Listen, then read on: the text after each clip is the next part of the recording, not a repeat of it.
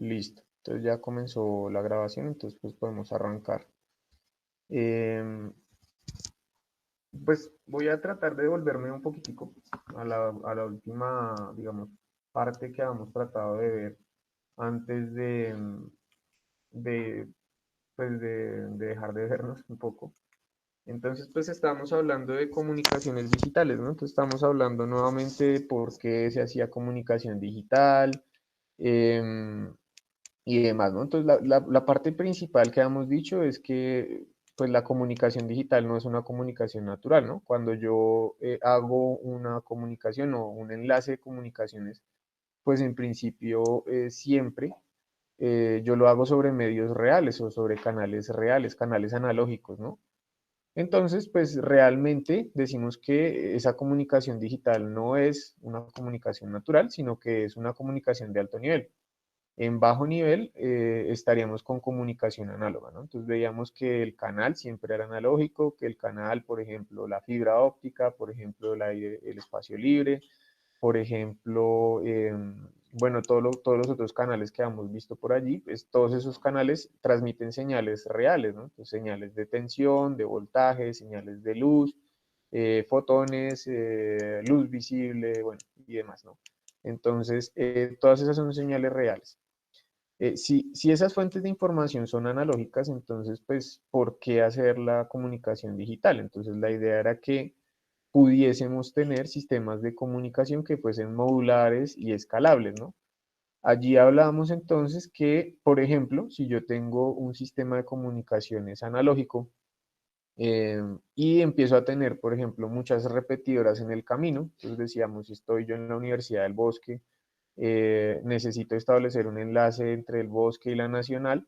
Entonces lo que tenía que hacer era para que la señal llegara y pudiera ser reconocible de un extremo a otro, entonces tenía que poner lo que se llamaban repetidores, ¿no? ¿Por qué? Porque si no los ponía, entonces lo que yo veía era que en cada caso se estaba disminuyendo la amplitud de la señal, o sea, la propagación por el medio hace que haya una atenuación y por lo tanto pues había una caída en el nivel de la señal y además de todo también se le añadían ruidos, se le añadían interferencias, ¿no? Y pues que eso hacía que se degradara la calidad de la señal, ¿no? Entonces que a final de cuentas pues terminaba sucediendo que los sistemas de comunicación analógicos no son tan escalables, ¿no? O sea, yo no puedo poner ese mismo enlace y proponerlo para un enlace 10 veces mayor, ¿no?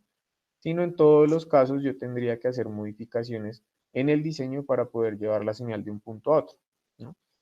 Y pues la cuestión de la modularidad es que yo simplemente tenga algo de base y sobre esa base pueda empezar a construir, ¿sí? Entonces, en la parte de comunicaciones digitales, por ejemplo, entonces hablamos que existen sistemas que son BPSK, que entonces serían binarios, pero podríamos tener sistemas de QPSK, entonces tendríamos ya no de 2 sino de 4 y de 4 entonces escalábamos a 8 entonces tendríamos 8 QAM, entonces ya no de 8 símbolos, sino de 64 entonces escalamos a 64 QAM, 128 QAM, 712, por ejemplo, QAM y demás, ¿no? Entonces lo que teníamos era que eran modulares. A partir de esas esquemas base, ¿sí?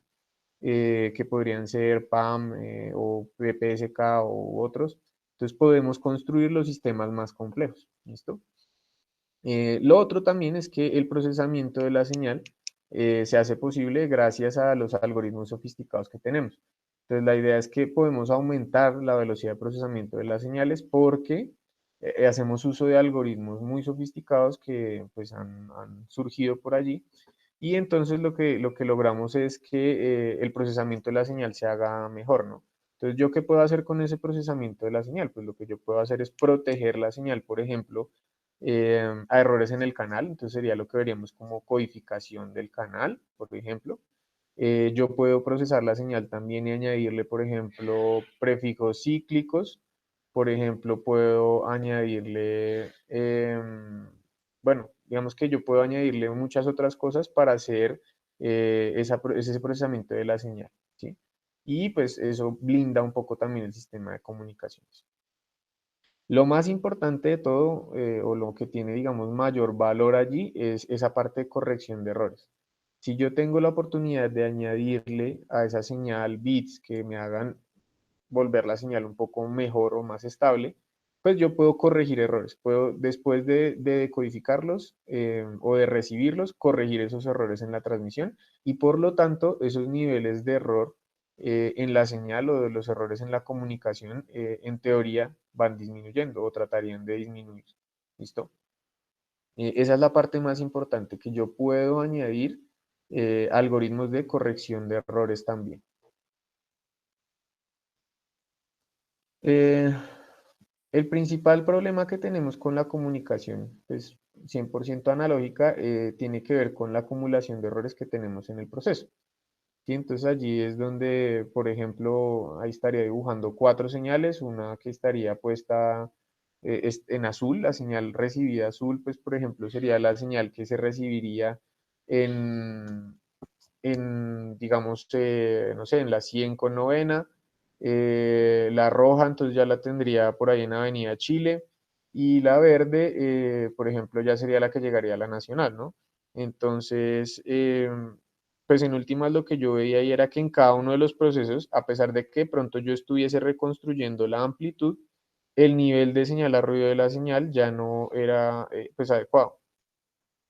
Entonces, simplemente pues cuando yo amplifico, pues como lo podemos ver, ¿no? Cuando yo amplifico una señal con su ruido, lo que estoy haciendo es amplificar tanto la señal como el ruido, ¿cierto? Entonces, a pesar de que yo tenga una especie de proceso de restauración de la señal, pues el nivel de señal a ruido de la señal va degradándose conforme yo transmito. Permítame un segundo.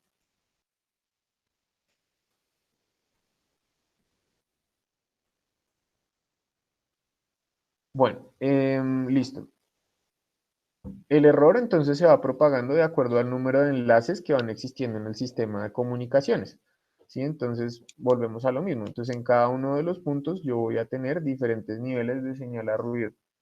Em, lo que nos motiva entonces a hacer esa conversión hacia el mundo de lo digital es tratar de controlar o limitar los errores que tenemos en la comunicación. ¿Sí? Entonces yo lo que estoy tratando o lo que voy a tratar más bien de hacer al pasar la comunicación a digital es limitar la cantidad de errores en la comunicación. ¿Y cómo lo puedo hacer? Pues lo puedo hacer como ya habíamos dicho y es añadiendo, por ejemplo, bits que nos permitan corregir la señal después de detectada. ¿Sí? Em, ¿Por qué hablamos entonces más bien de limitar? Pues porque sucede que vamos a tener siempre un límite, asimismo como vimos por allá el límite de Shannon arriba, donde decíamos que la entropía, o sea, que la palabra código nunca va a acercarse o se acerca a la entropía, pero nunca llega allí. Pues en este caso tenemos algo muy similar. Lo que estamos haciendo es limitar la cantidad de errores que vamos a recibir, pero hay características propias de la fuente de señal que van a hacer que no podamos llevar esos errores más abajo de un valor. ¿Sí? Eso es como el límite en este caso también de la corrección de errores. Y pues a qué se debe ese ruido en principio, pues resulta que ese ruido que estamos añadiendo en la parte analógica y también en la parte digital, pues tendría que ver siempre con tolerancias de fabricación de los componentes, por ejemplo, con la temperatura de los componentes o equipos, ¿no? Porque existe una fuente de ruido primaria que nosotros conocemos como el ruido térmico, y ese ruido térmico pues depende directamente de la temperatura de los equipos. Entonces, si yo tengo equipos que empiezan a disipar mucha energía, entonces empieza a aumentar la temperatura, ¿sí? Al aumentar la temperatura aumenta la densidad espectral del ruido y al aumentar la densidad espectral del ruido yo lo que veo es una señal más ruidosa. La interferencia, por ejemplo, de otros usuarios también, ¿no? Entonces, ¿qué pasa, por ejemplo, si nosotros elegimos un enlace en la banda de 2.5 y tenemos, o estamos, por ejemplo, muy cerca a un modem Wi-Fi, ¿no? Entonces, si yo estoy muy cerca a un modem Wi-Fi y también transmito en 2.5, pues voy a encontrar que mi señal va a sufrir una interferencia causada por trabajar en el mismo canal o en la misma banda de operación, ¿no? Si por ejemplo elegimos la banda de telefonía, lo mismo, entonces yo no puedo hacer enlaces en esa banda porque las potencias que estamos recibiendo de señal eh, en esas bandas móviles, pues igual es una potencia considerable. Entonces, cuando yo trato de hacer un enlace allí, pues lo que veo es que la señal se distorsiona debido a esa interferencia que tengo en ese mismo canal, pues a esa misma frecuencia. Las tolerancias de fabricación, entonces decíamos que pues allí tiene que ver, por ejemplo, con la parte de cuando yo tengo un modulador o un demodulador, entonces si yo tengo que cambian, por ejemplo, las frecuencias de los relojes o que cambian, por ejemplo, las frecuencias de los filtros que yo tengo allí diseñados o puestos, pues eso hace que también la señal sufra una modificación a la hora de hacer su recuperación o a la hora de hacer su transmisión. Em, Esas, digamos, entonces las fuentes primarias que vamos a tener de ruido en nuestro sistema o en nuestro canal. Ahora bien, pues entonces estamos diciendo que queremos como pensar cómo se hace ese proceso en un sistema de telecomunicaciones. Em, ¿Cómo es que se hace esa cuestión de volver una señal o un bit a una señal, ¿no? Entonces, en principio, permítanme acá, eh, pues yo lo que puedo decir es que tengo un sistema de telecomunicaciones que tiene n repetidores, ¿no? Entonces, si yo tengo n repetidores y en cada uno de esos repetidores le estoy añadiendo un ruido eh, cuyo valor, digámoslo así, es epsilon, ¿sí? Entonces, al final, en el voltaje de ese ruido, pues lo que voy a tener es que va a depender de n veces epsilon, ¿no? Significa eso que simplemente pues es un ruido aditivo, ¿no? Si yo tengo que en cada uno añado n, digo epsilon, pues al final estoy añadiendo ese valor de n epsilon, ¿no? Y que al final, pues yo, por ejemplo, un sistema de telecomunicaciones muy básico que podría decir es, bueno, a todos los bits que se llamen cero, le voy a asignar un voltaje que se llame cero, B0, y pues entonces lo que voy a tener es que en el receptor ya no tendría B0 puro, sino tendría B0 y alrededor de B0 tendría muchos valores posibles que estarían determinados por ese N epsilon, ¿sí? Cuando yo tenga, por ejemplo, también el caso de B1 lo voy a tomar como el valor que le doy de voltaje al bit 1. Entonces, si yo voy a ver en el sistema de recepción que voy a tener, ya no voy a tener únicamente ese valor de B1, sino voy a tener un voltaje que puede variar en toda esta gama de valores, ¿no? En este caso, pues vemos que claramente el sistema no sería escalable, pues yo no puedo garantizar que siempre voy a recuperar los ceros y los unos sin problema, ¿no? Entonces, ¿en qué caso ya empezaría a recuperar mal la señal, ¿no? ¿En qué caso ya empezaría a presentar dificultades esa recuperación de la señal?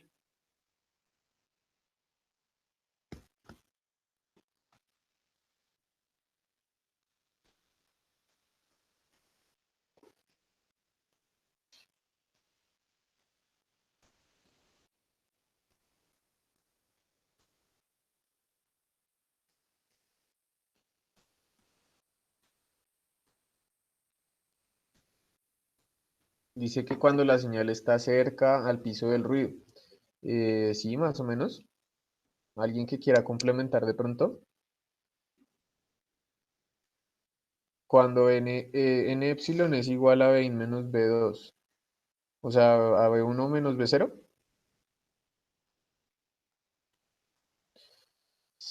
Sí, pues en esencia, ¿qué es lo que pasa? Si yo tengo que este valor de n, permítanme un segundo, yo saco el puntero acá en las diapositivas.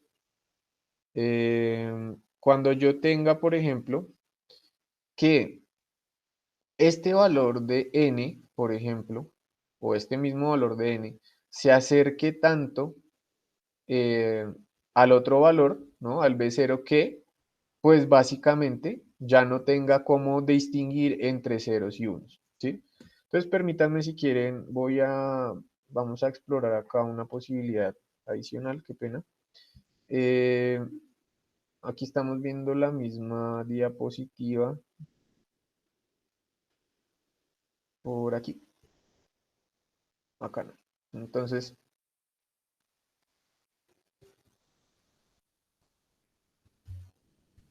listo. Entonces ahora sobre este sí puedo hacer anotaciones. Entonces, pues, permítanme un segundo. Eh,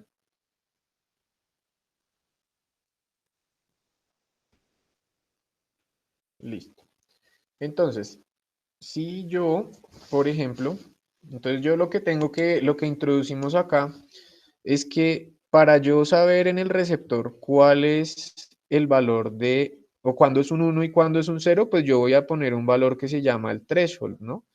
El threshold viene siendo ese valor de decisión o el valor de a partir del cual yo voy a decir, si tengo un valor de, si yo tengo un valor de tensión superior a este valor del voltaje de umbral, que es el que estoy dibujando allí, si yo tengo entonces acá este voltaje umbral, voltaje threshold, todo lo que sea positivo, o digo, todo lo que sea mayor a ese voltaje umbral, entonces lo voy a tomar como un uno, ¿sí?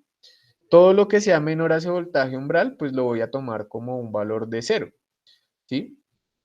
Entonces, pues fíjense que lo que yo estoy diciendo acá es que introduzco un valor que se llama la decisión, ¿sí? El voltaje de decisión. Ahora bien, ¿qué pasa si yo, entonces lo que empiezo a hacer es que hago un sistema de comunicaciones y empiezo a acercar cada vez más, perdón, empiezo a acercar cada vez más este valor eh, de n, pues a ese voltaje de decisión. Pues si esto empieza a ser cada vez mayor, pues puedo llegar a un momento en el cual, por ejemplo, yo confunda los unos con los ceros, ¿no? Entonces es lo que decían allí, ¿no? Cuando n epsilon se acerca demasiado al valor del voltaje de umbral, realmente es del voltaje de umbral, fíjense cómo es ese voltaje de umbral el que nos importa allí, pues empezaría a tener esas confusiones. Eh, ¿No se escuchaba bien? Qué pena. ¿Qué parte no se escuchó bien? Ah, ok, es que se había caído el micrófono. Entonces, repito, rápidamente. Sí, eh, permítanme un segundo que es que si está el gato molestando. Profe, tiene que presentarlo.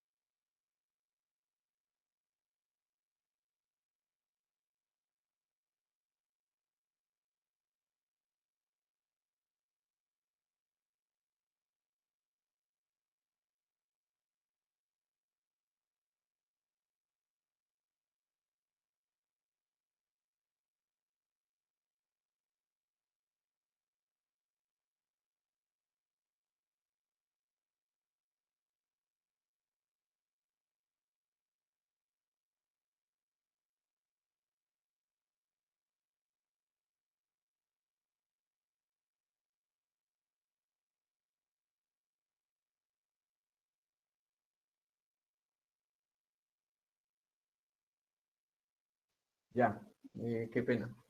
Por ahí bajó el gato. Después, si se acerca de pronto, les muestro el gato. Eh, bueno, en principio, vamos a asumir que es solamente una línea, o sea, que es un valor definido que se llama voltaje de threshold, voltaje umbral.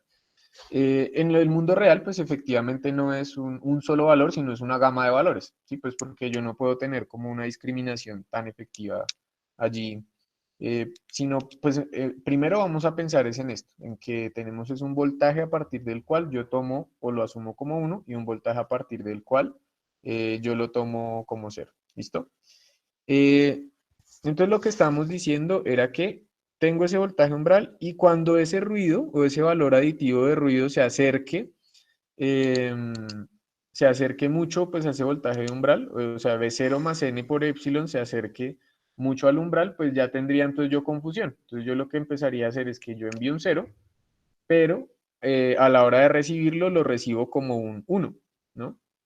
Entonces, eso es lo que yo debo cuidar y por eso es que digo que este sistema así de básico no es escalable, porque si fuese o para que fuese escalable, yo necesito que en todo momento, sin importar cuántas veces yo, digámoslo así, propague por una repetidora la señal, siempre esté en capacidad de recuperarla al final de manera, digamos, íntegra, ¿no? Entonces, en principio, pues vamos a pensar que este sistema no es escalable por ese problema, ¿no? Porque no puedo garantizar que siempre voy a recuperar los ceros y los unos sin ningún problema. Y pues eso realmente va a pasar en todos los canales o en general, a pesar de que yo tenga la posibilidad de pronto mejorar un poco el sistema, hacerlo escalable, pues en principio siempre voy a tener ese principio de confusión. O sea, siempre puedo llegar a tener ese caso en el cual pues el 0 se confunda con un uno y el uno se confunda con el cero. ¿Listo?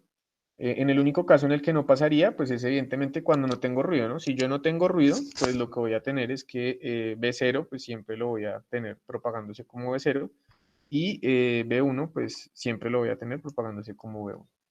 Otra característica también aquí que importa o que influye no es solamente la parte del ruido aditivo, ¿no? Sino yo también puedo tener, por ejemplo, que B1 empiece a acercarse al valor de o bueno, B1 no, el B1', que sería el B1 detectado, empiece a acercarse cada vez más también a el valor del voltaje umbral. ¿Por qué? Pues porque ese voltaje umbral es un voltaje discreto, ¿no?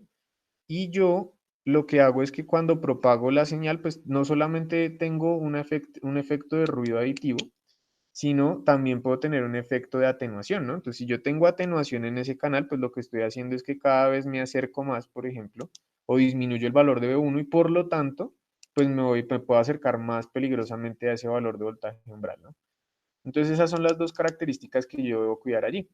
Debo cuidar que pues siempre pueda discriminar o distinguir entre B0 y B1, como, entendidos como valores de voltaje, ¿sí? Bueno, me vuelvo nuevamente a la diapositiva. Listo.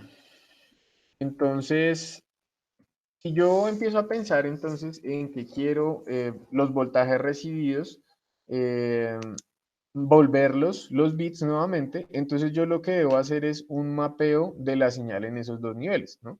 Entonces, es lo que dijimos. Si yo estoy recibiendo un voltaje que está cercano a un valor, o que está por encima de un valor más bien, entonces ese voltaje lo asigno como un valor binario de 1 y cuando estoy recibiendo un valor cercano a un valor de 0, pues lo asigno a un valor binario de 0.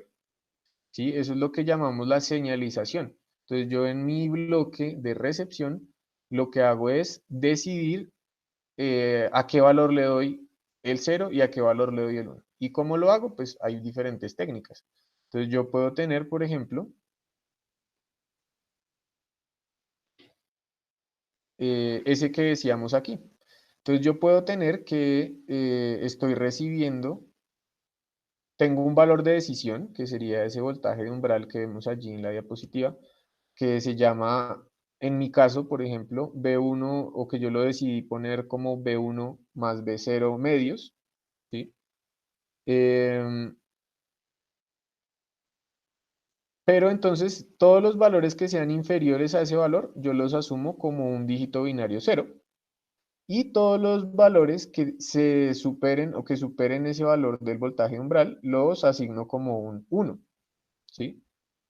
Eh, de la misma manera, pues fíjense que si yo tengo un voltaje en el rango donde decíamos que se podía presentar la confusión, entonces pues empieza a pasar eso de que el valor puede ser tanto si yo envío un cero puede convertirse en un 1 o si yo envío un 1 puede convertirse en un cero, ¿no?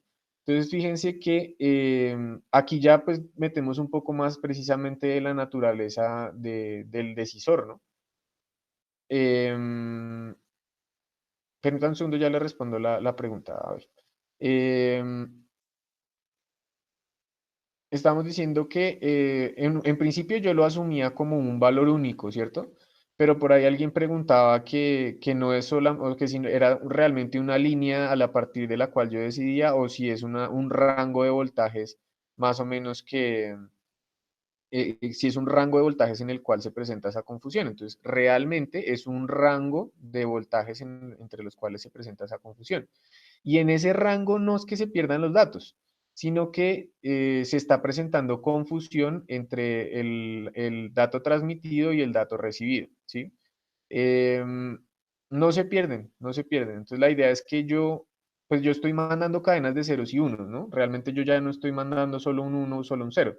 Y recordemos también que yo podía hacer palabras código, ¿no? Entonces que yo lo que hacía era que si quería enviar, por ejemplo, una A, no enviaba una A escrita como, por ejemplo, un ASCII o como lo demás, ¿no? Entonces la idea es que yo no voy a perder tantos datos, o pues puede que yo erre en un bit, pero no necesariamente erro en todos. Entonces, la idea es que yo pueda tener de alguna u otra manera una cantidad de datos importante para poder realizar ese proceso de corrección de ese bit que llegó mal, ¿sí?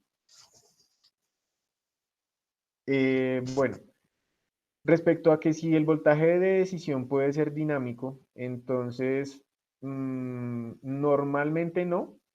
¿Por qué? Eh, pues porque sucede que yo parto de unos valores, digámoslo así, o de un acuerdo. Digamos que lo que tenemos que pensar aquí siempre es que nosotros partimos de acuerdos entre transmisor y receptor, ¿sí? ¿Por qué? Porque o sea, no son sistemas que estén comunicados en muchos casos por un cable, ¿no?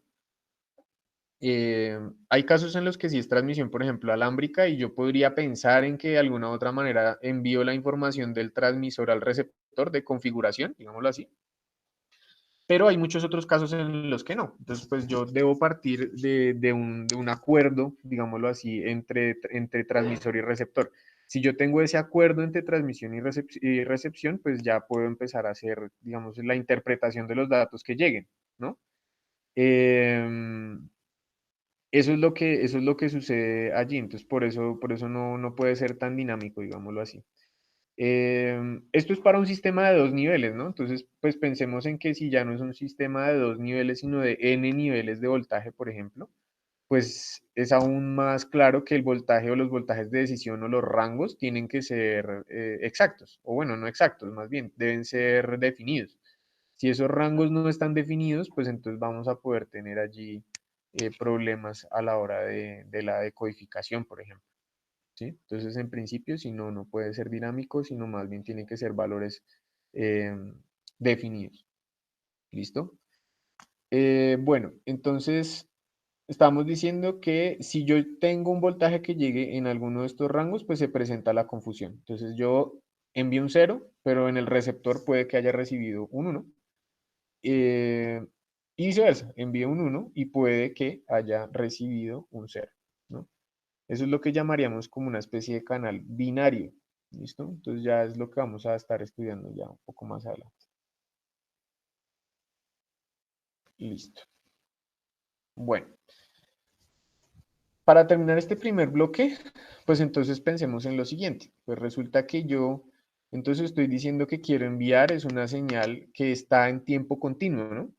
Entonces yo ya no estoy enviando una señal, básicamente, más bien, o sea, lo que quiero significar aquí es, yo quiero asemejar esa señal de tiempo discreto a una señal de tiempo continuo, ¿no? Yo ya sé que a partir de esos unos y esos ceros, pues voy a tratar de construir algo que se parezca a una señal de tiempo continuo, pero en principio o en últimas yo voy a seguir teniendo un sistema de comunicaciones discreto, ¿no? O sea, yo tengo unos y ceros y estoy representando esos unos y ceros, por lo tanto, pues eh, voy a tener es de alguna manera niveles de tensión que están cambiando en el tiempo, pero que no cambian infinitamente, o sea, no tienen un rango infinito en el eje X, sino tienen valores discretos, ¿no? Entonces, pues a eso que yo tengo o defino entre punto y punto, por ejemplo, es lo que yo llamo periodo de muestreo, o sea, es la tasa de muestreo a la cual estoy generando la señal, ¿sí? A la que estoy generando o a la que estoy muestreando. Y está dado en número de muestras por segundo, ¿no? Entonces, cada intervalo en el cual yo estoy generando una nueva muestra o estoy recibiendo una nueva muestra, se conoce como el periodo de muestreo, ¿sí? Em, digámoslo así, tenemos que definir primero un reloj, ¿no? Pues, ¿por qué? Porque necesitamos sincronizar los eventos entre el transmisor y el receptor. Y adicionalmente, fíjense ustedes aquí que cada uno de estos bits que estoy generando, por ejemplo, si este es un bit que corresponde a un cero, este bit cero que estoy señalando va a tener un número también de muestras por bit, ¿no? Y ese es otro parámetro de la comunicación que yo debo definir. Entonces, yo debo decirle a mi sistema cuántas muestras por bit quiero tener.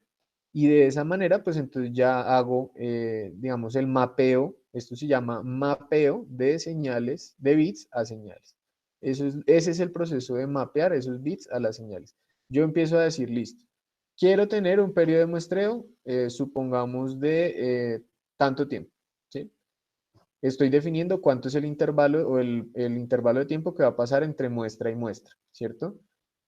Pero después también debo definir ese valor que se llama muestras por bit. Entonces, a cada uno de esos bits le voy a asignar un tiempo, ¿no? Entonces, ese tiempo de bit, se llama tiempo de bit, es el número de muestras por bit por el periodo de muestreo. ¿Sí? Si yo tengo en este caso, por ejemplo, 3 muestras por bit y tengo un periodo de muestreo, supongamos de una muestra, 100 muestras por segundo, ¿sí? Entonces, esa sería la frecuencia de muestreo. El periodo de muestreo sería el inverso a eso, ¿no? Entonces, 1 sobre 100, 0.01 segundos. Entonces, tendría que el tiempo de bit serían 0.03 segundos. Ese sería el denominado tiempo de bit, ¿no? Entonces, yo necesito conocer ese parámetro del tiempo de bit para saber a la hora de un sistema de recepción, pues cómo, o sea, dónde voy a ir, bueno, cuánta longitud precisamente también le tengo que asignar a cada uno de esos bits. Porque si yo no sé cuántos son las muestras por bit, ni sé cuánto es el periodo de muestreo, pues no tengo manera de discriminar eh, cómo podría ser eso, ¿no? Y para verlo, pues vamos a pensar en un ejemplo acá. Entonces, permítanme un Profe, segundo nuevamente. profe, una pregunta, ¿esas muestras por bit no son las mismas muestras por ciclo? Sí, en ese caso, pues si no lo pensamos, digámoslo así, en un sistema de comunicaciones, pues en última sí sigue siendo sería eso mismo que usted está diciendo. Sí, como las muestras por ciclo, más o menos. Bueno, entonces, por qué pasa eso? Entonces, pues miremos aquí en este ejemplo rápidamente qué podría pasar y ya pasamos al siguiente ejemplo también. Entonces, permítanme un segundo. Acá, listo. Entonces, ¿qué pasa, por ejemplo, si yo no tengo ese acuerdo que dijimos, ¿no? Yo tengo que partir de un acuerdo entre transmisor y receptor. ¿Y qué pasa entonces si yo, por ejemplo, recibo estas 6 muestras que estoy aquí señalando, las 6 ceros que están acá abajo? ¿Sí? Yo recibí esos 6 ceros, eh, determiné que son ceros, por ejemplo, pero no sabía que las muestras por bit eran 3. Entonces, pues si yo no sabía cuánto era, por ejemplo, ese tiempo de bit o esas muestras por bit, a pesar de que yo tenga el acuerdo entre esta tasa de muestreo, ¿sí? Que básicamente lo que generaría es que yo sepa en qué momento debo estar leyendo la señal, ¿no? Entonces, si yo, por ejemplo, asumo que eran 2 muestras por bit, entonces, pues, ¿qué tendría? Tendría esta señalización, ¿no? Entonces yo tendría que la señal recuperada pues sería como 0, 0, 0, ¿no? 3 ceros. Eh, y pues estaría mal recuperado, ¿no? Porque yo sabía que de origen era solamente, por ejemplo, 2 ceros. Entonces yo debo, si yo, por ejemplo, me voy al caso extremo y no sabía que era, en ese caso no eran 2 muestras por bit, sino una muestra por bit, entonces pues yo tendría esta señalización y la señal resultante sería 0, 0, 0, 0, 0, 0. ¿no? Entonces yo recuperaría 6 ceros, pero no son 6 ceros, son solamente 2 ceros, ¿no? Entonces yo debo saber cuánto es ese valor de las muestras por bit para poder hacer una recuperación de la señal como dígitos binarios al final. Si yo no tengo Bueno, esa información, pues no voy a poderla hacer. pero digamos que lo importante no es que correspondan esos ceros que se están hallando con el tiempo de la señal original. Y ya, o sea, No, cuando dice que se recuperarían 6 ceros, serían 6 ceros, pero en el mismo tiempo de la señal continua. Y eso no tendrá inconveniente, ¿o sí? no, porque lo que pasa es que de ahora en adelante, pues ya el sistema se convirtió en un sistema discreto, no es un sistema de tiempo continuo. Entonces, digamos que hagámoslo en el otro ejemplo, si quiere, hagamos ya el otro ejemplo que tenía para el día de hoy. Y ahí más o menos trato de explicarle, pues, por qué es importante eso. ¿Listo? Entonces, permítame, ya voy a arrancar acá. Entonces, yo quiero enviar una señal que, por ejemplo, esa señal puede ser, no sé, démosle un valor, digámoslo, más o menos aleatorio. Entonces, yo quiero hacer una señal que sea cero.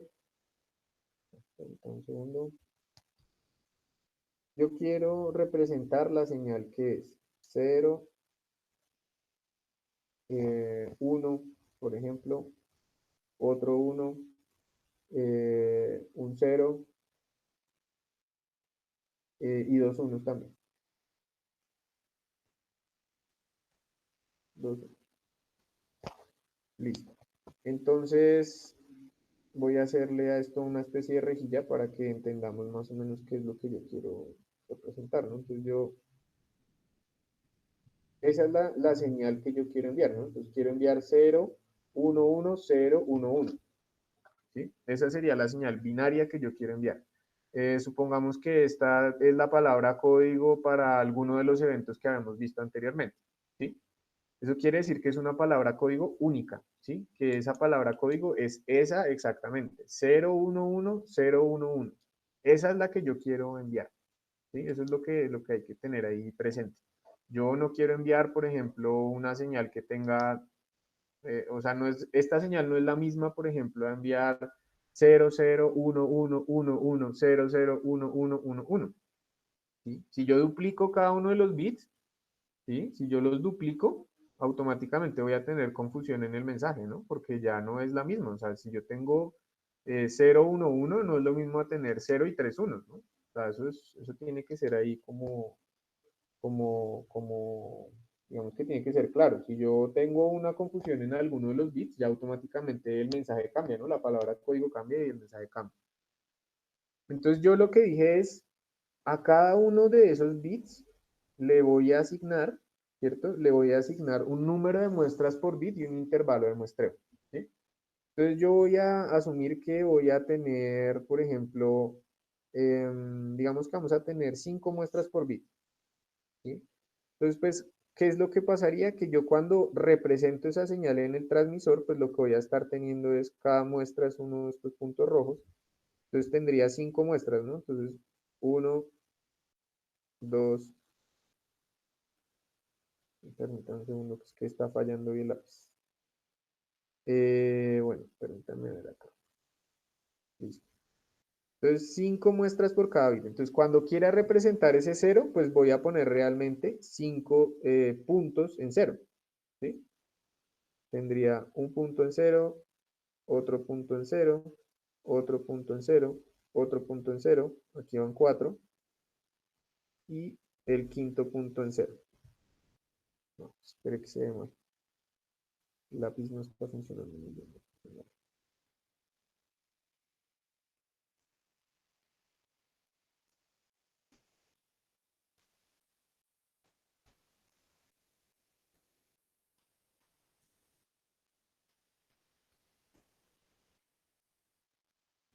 Una muestra, dos muestras.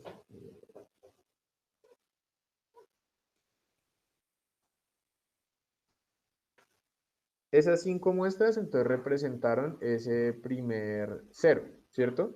Luego entonces voy a representar el nivel uno. Entonces tengo 5 muestras nuevamente que representarían el nivel de uno, ¿no?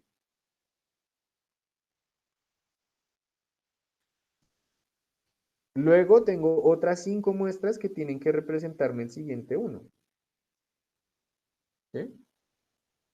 Luego otras 5 muestras que me representen el nivel de 0.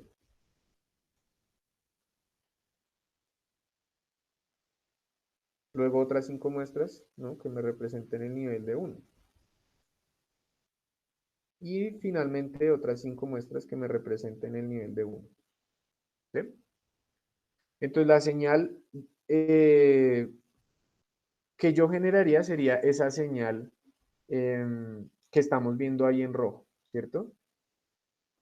Si yo la estoy transmitiendo, necesito utilizar una cosa que se llama un convertidor digital analógico. ¿Sí? Entonces, ese convertidor digital analógico básicamente lo que nos dice es, yo tengo una tasa de muestreo a la salida, eh, y básicamente lo que hago es generar, dependiendo del número de muestras que usted me diga por bit, yo a cada una le genero esa señal. Le genero esa cantidad de puntos, digámoslo así, y usted estaría transmitiendo una señal que, digamos, en el caso extremo, donde yo dijera, por ejemplo, que ¿cómo se llaman? Las muestras por símbolo, ¿sí? Las muestras por bit, perdón. Si las muestras por bit las hago tender, digámoslo, hacia el infinito, pues tendría una señal analógica, ¿no? Si yo digo que ya no quiero 5, sino quiero pues ya 20, ¿sí? 20 muestras por bit, pues entonces yo tendría una señal muchísimo más densa en cada cero y en cada uno, ¿no? Pero pues no, la idea es que yo estoy transmitiendo con un número discreto de muestras por bit. Si tuviese, en el otro caso, digámoslo así, si tuviese una cantidad de muestras por bit infinitas, pues tendría una señal analógica, ¿sí? Entonces, bien, si yo tengo entonces ahora 5 muestras por bit, tengo este en el transmisor, entonces ahora ya esto lo voy a mandar es para el transmisor, digámoslo así, ya lo pongo acá, este es el transmisor.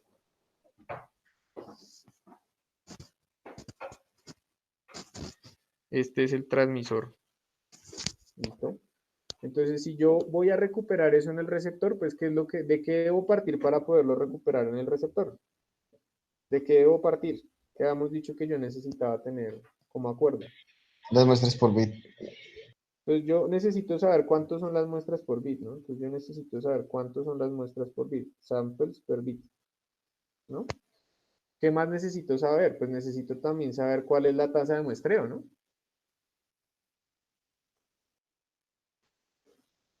La tasa de muestreo.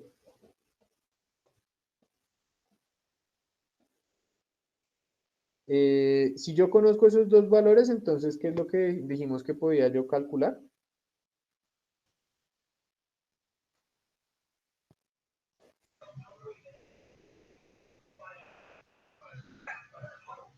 ¿Cómo se llamaba ese otro parámetro que podíamos calcular allí?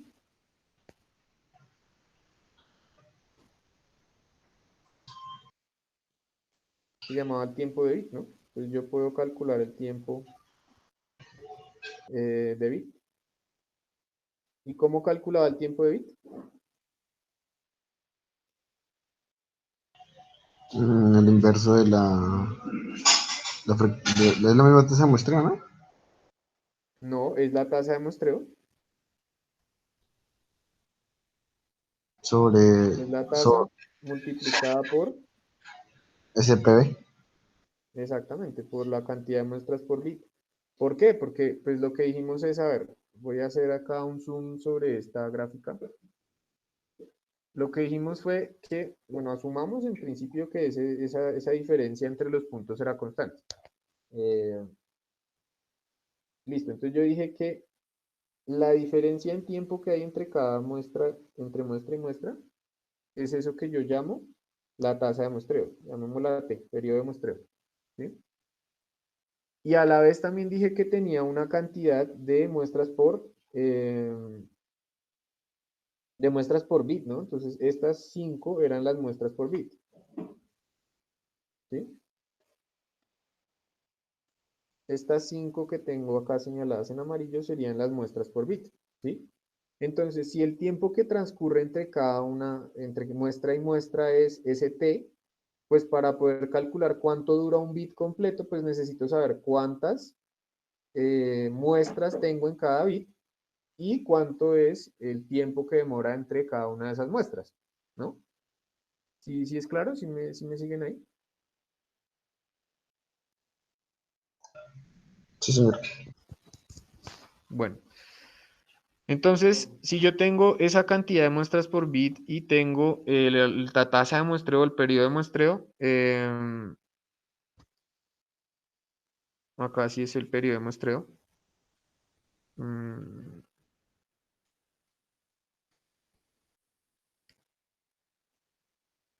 el periodo de muestreo por las muestras por bit. Entonces yo ya tengo definido ese parámetro que se llama las muestras por bit, ¿no? Entonces, digo, el tiempo de bit, perdón. Y con ese tiempo de bit, o sabiendo cuánto es ese tiempo de bit, pues yo ya puedo volver y recuperar. O sea, en el receptor, ¿qué es lo que yo voy a tener? Pues voy a tener nuevamente eh, un sistema que va a tener esa misma tasa de muestreo, ¿no? Entonces yo empezaría a recuperar nuevamente esos unos y ceros. Supongamos que en este caso lo hice sin error, entonces yo voy a empezar a tener acá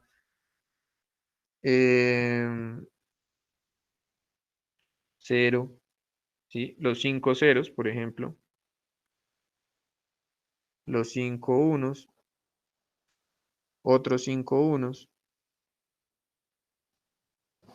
5 ceros y 10 unos, ¿no?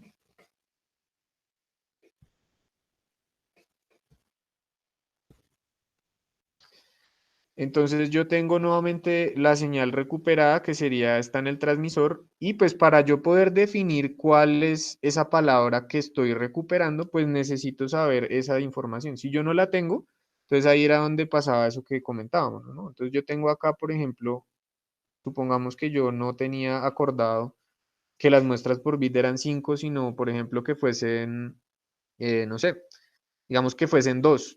Entonces yo lo que estaría recuperando en este caso de acá, en el primer caso de los 5, de los 10 unos que recuperé, pues estaría recuperando es otra palabra, ¿no? Yo ya no estaría recuperando la original, que es 1, 1, sino estaría recuperando 1, 1, 1, 1, 1. 5 unos, ¿sí? Entonces fíjese que ya la palabra que yo recuperé no es la misma, tendría una palabra diferente. Entonces yo necesito partir o yo necesito saber cuál es esa cantidad de muestras por bit para realizar una correcta decodificación o una correcta remuestreo o remapeo, perdón, la palabra es remapeo de la señal. Si yo no tengo esa cantidad de muestras por bit, no voy a poder decodificar bien mi información. Si yo por el contrario sé que eran 5, entonces ahí sí voy a recuperar mi palabra original, ¿no? Entonces yo aquí si yo sé que eran 5, 5 y 5, pues yo ya voy a saber entonces que mi palabra no era esos 5 unos que puse allá abajo, sino que era una palabra, que era ¿cuánto? 5, entonces acá tendría recuperado un 0, ¿no? Aquí recuperaría un 0, aquí recuperaría un 1, de este recuperaría otro 1, de este recuperaría un 0 y de estos dos recuperaría 2 1. Si yo tengo acuerdos entre el transmisor y el receptor. ¿Sí?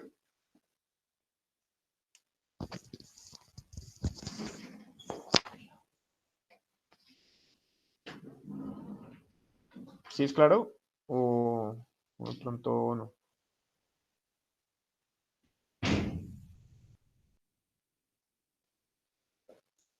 Listo. Bueno, también, ¿qué sucede? Pues sucede que yo, algunas de las cosas que en principio puedo tratar de recuperar a partir de los datos muestreados es, por ejemplo, el reloj de la señal. ¿Sí?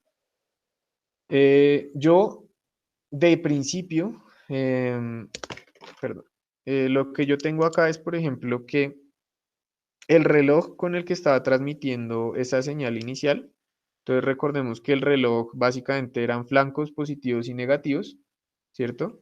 Entonces yo lo que tendría que el reloj del transmisor sería este que voy a poner aquí arriba también. Entonces ese reloj sería este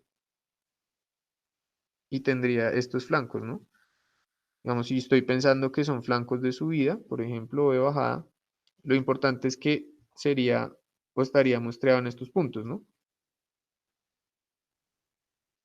Ese sería el reloj que yo necesitaría para transmitir esa señal. Porque el reloj, recuerden que nosotros lo entendíamos, era como esos puntos donde tenía las transmisiones entre los ceros y los unos, o las transiciones, perdón, transiciones entre ceros y unos. Entonces, si por el contrario, entonces yo ya no pienso en los datos de transmisión, sino en los datos de recepción, entonces, pues, ¿cómo hago para recuperar ese reloj a partir de los datos que recibí? Porque yo no tengo un acuerdo, eso es algo que tenemos que tener, digamos, relativamente claro, es que no hay, porque es importante si ya tenemos el tiempo de vida y así se puede recuperar la información. Eh, es importante, digamos, porque es el proceso intermedio que hay que hacer, ¿sí? Resulta que no hay una sincronía de tiempo entre el transmisor y el receptor, ¿sí? Hay un retardo de tiempo entre el transmisor y el receptor. Entonces yo necesito saber en qué puntos empiezo a muestrear o en qué puntos tengo que dividir más bien es la señal, ¿sí? Si yo no hago la división en los momentos correctos, pues también voy a tener problemas de la decodificación, ¿sí? Digamos que aquí yo estoy pensando en una señal relativamente corta, pero si yo tengo una señal mucho más larga y desplazada en el tiempo, pues lo que puede terminar pasando es que yo me corra en muestras y por lo tanto no decodifique pues correctamente también la señal. Eh, ya ahorita si quiere tratamos de ejemplificarlo un poco acá como para que se entienda, ¿sí? Eh, cuando yo tengo los datos recibidos, ¿sí? Yo recibí estos datos en bruto, resulta que entonces ahora yo lo que estoy tratando de hacer es decir, ¿dónde están las transiciones? ¿Por qué necesito, volvemos a lo mismo, por qué necesito saber dónde están las transiciones? Porque si yo no detecto o si yo no sé dónde están las transiciones, pues automáticamente puedo empezar a hacer corrimientos donde no son, o puedo empezar a evaluar donde no son. Por ejemplo, me voy a ir a un caso extremo. Supongamos que me desfase tanto que yo ya no estoy tomando estas 5 muestras como una muestra de un mismo bit, sino que yo, por ejemplo, acá en esta grande, en esta primera dos series de uno, asumo los 5 de la mitad como estos 5 de la mitad los asumo como un bit y pues de ahí en adelante empiezo a ver, por ejemplo, que estos son otro bit, estos son otro bit, por ejemplo.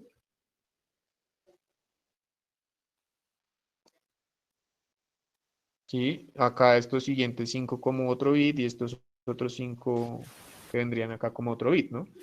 Entonces, sucede que, ¿qué? Yo empezaría a tener confusiones a la hora de conocer los unos y los ceros, ¿no? Porque ya fíjense que en los otros bits no tengo valores constantes, tengo bits donde tengo tanto unos como ceros, ¿cierto? Entonces yo no podría decodificar una palabra allí porque pues no podría funcionar bien. Entonces lo que yo necesito es saber dónde están las transiciones de los bits en una señal. Por eso necesito saber ese parámetro que se llama como el reloj. Profe, estoy escuchando como, como una interferencia, no sé si soy yo o creo que es. ¿Estaban escuchando todos alguna interferencia de pronto o no? Ok, de pronto, bueno, de pronto puede ser la calidad del internet. No, no, no, no, no, es Eh, como, no, no, no, porque la voz se escucha bien, sino que como que un sonido de fondo, como un, por así decirlo. sí, no, yo creería en principio que bueno, permítame, Yo sé que tú. permítame, me acerco el micrófono un poco más No, ya, ya, profe, y ya se arregló. bueno. Eh, listo. Entonces, lo que estábamos diciendo es que yo necesito saber dónde son las transiciones de los bits, porque si no sé dónde son las transiciones de los bits, pues voy a tener confusión a la hora también de realizar el mapeo de esos valores de voltaje hacia los bits unos y ceros que yo estoy recuperando, ¿sí? Entonces, yo decía un caso extremo, ¿no? Entonces, yo tengo, por ejemplo, eh, es este caso, digámoslo así, donde tomaba 5 bits de la mitad de esa primer secuencia de unos que llegaba y de ahí en adelante entonces empezaba a señalizar desde allí hacia adelante, desde allí hacia adelante y entonces los agrupaba de a 5, ¿no? Porque en última siempre los tengo que agrupar de a 5. Y los agrupaba a 5, los agrupaba a 5 y los agrupaba a 5 de acá, ¿no? Entonces fíjense que si yo no tengo bien señalizado dónde son los cambios de bits, o sea, dónde está ese reloj puesto, pues lo que voy a sufrir es de una mala decodificación también de la señal, ¿sí? Primero, y lo más evidente es esto, que fíjense que, digamos, lo más evidente es en estos que tengo niveles de 1 y de 0 mixtos, pues cómo hago para decidir cuál es el valor que me importa, ¿no? Acá, fíjense que en estos 5, por ejemplo, particularmente, ¿cómo hago para decidir si es un 1 o un 0? Pues no voy a poder tener como una manera correcta de hacerlo, ¿no? Entonces, pues lo que yo necesito hacer es determinar efectivamente pues, dónde voy a tener, digámoslo así, ese, esas transiciones. Podríamos promediar, pero pues no es, digamos, la manera correcta, porque a final de cuentas, si yo promedio, pues el valor va a estar entre el valor del 0 y el valor del 1. Y pues voy a caer exactamente igual, muy probablemente en un valor donde no pueda decidir. ¿Sí? Eh, Igual si hacemos ese ejercicio, por ejemplo, decir que si promediamos, entonces pues aquí yo recuperaría una señal que sería 0, en el primer bit sería 0, en el siguiente sería 1, en el siguiente sería 1, en el siguiente volvería a ser 1, en el siguiente sería 0, en el siguiente sería 1 y en el siguiente sería 1, ¿no? Entonces fíjense que la señal quedaría mal decodificada, ¿no? Sí, sí, sí lo ve, pues porque básicamente pues el promedio va a tender al valor que tenga más. Si tengo 3 unos, pues entonces me voy a un 1, ¿no? Y si tengo 3 ceros, pues me voy a un 0 y demás, ¿no? Entonces, no puedo, digámoslo así, no puedo hacer esa señalización así. Entonces yo necesito determinar dónde están las transiciones del reloj. Entonces para eso, pues lo primero que hacemos es simplemente decir, bueno, ¿dónde están las transiciones de señal? Aquí, ¿cierto? Eh, las transiciones de señal, digámoslo, en esa cadena de bits unos y ceros que yo tengo. Entonces yo encuentro y digo, ah, mire, ahí estaba esa cadena de esas transiciones, perdón. Entonces yo tengo ahí ya determinado dónde están las transiciones, porque es donde la señal realmente está teniendo ese cambio entre un 1 y un 0. Esos son los que yo determino primero como los que infiero, ¿sí? Digo, como los determinados. Esos son los cambios determinados. Y los que yo voy a inferir, pues, ¿cómo los voy a hacer? Pues yo tengo que aquí, entre cada uno de esos, voy a tener un tiempo de cambio, ¿no? Entonces, esto se llamaría, digamos, T1, T2 y, digamos, este T3. Y lo que yo debo hacer aquí, permítame un segundo, es que yo creo que es cuestión como... Ah, no, ya sé qué es, ya sé qué es, ya sé qué es, ya sé qué es. Es que a alguien se le abre el micrófono. Ya, ya, listo. Ahí yo creo que ya debería estar mejor. Se pasó, profe. ¿Sí?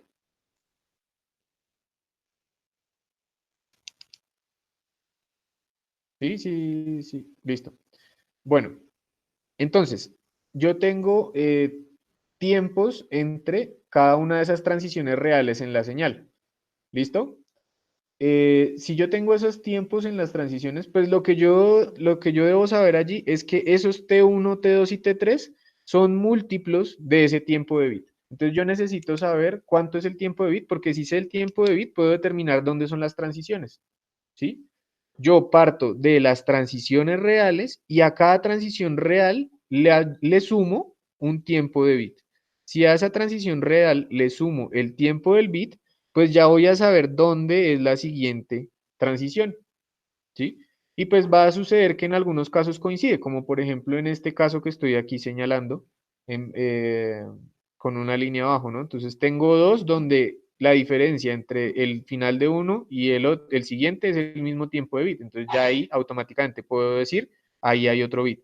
Y en el siguiente caso donde termina T2 y para el siguiente, pues lo que yo sé es le sumo el tiempo del bit nuevamente y ya sé dónde está la siguiente transición también, ¿sí? Entonces, los morados son los que nos llamamos como transiciones reales o transiciones efectivas en la señal y los inferidos, que son los que están en verde, son los que yo puedo calcular a partir de ese parámetro que yo llamo tiempo de bit. ¿Listo? Entonces, por eso ese tiempo de bit, la cantidad de muestras por símbolo y el periodo de muestreo, pues son tan importantes. Porque si yo conozco todos esos valores, pues automáticamente puedo saber cómo era el comportamiento, pues, de la señal. ¿Listo? Sí, sí quedó claro, más o menos.